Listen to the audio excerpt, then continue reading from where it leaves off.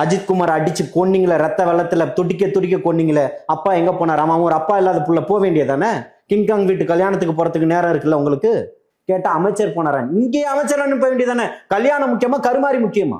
துடிக்க துடிக்க கொன்னது நீங்க தானே. அவன் உங்கள்கிட்ட என்ன கேட்டான்? அரசு வேலை கேட்டானா? அரசுக்கு எதிராக போராட்டம் பண்ணானா? விமர்சனம் பண்ணானா? அப்பாவியா தானங்க இருந்தான். சென்னையில ஒருத்தன் காவலாளி வேலை செய்யறானே 10,000க்கு மேல சம்பளம் இல்லை, 12,000க்கு மேல சம்பளம் இல்லை. அந்த ஊர்ல கோவில்ல வேலை செய்யக்கூடியவனுக்கு எவ்வளவு சம்பளம் கொடுத்துருப்பீங்க? 50,000 கொடுத்துருப்பீங்க.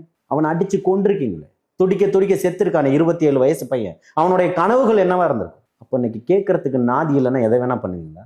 என் தங்கச்சி ஸ்ரீமதி கதற கதற ரத்த வெள்ளத்துல செத்தால, இன்னைக்கு என்ன நீதி கொடுத்துட்டீங்களா? அண்ணா பல்கலைக்கழக மாணவிக்கு 5 மாதத்தில் தீர்ப்பு, ஆசிபாக்கு ஏன் கொடுக்கல?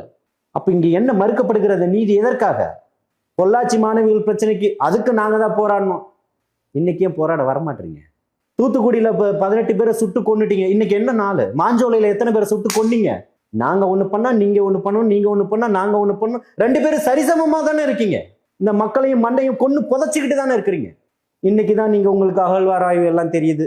இந்த 10 மாசத்தை என்ன ஃபுல்லா பீக்கா கொண்டு போகணும். ஐயா உடம்பு சரியில்லாம மருத்துவமனையில இருக்காரு, உடல் நலத்தோட, கடவுள் கிருபையில் நல்லபடியா வரட்டும். புரியுதுங்களா? நாங்கள் திருப்பியும் சொல்றோம், எங்களுக்கு வலியும் வேதனைகளும் அதிகம் இருக்கு. எங்களுடைய வலிகளை தான் பேசுறோம்.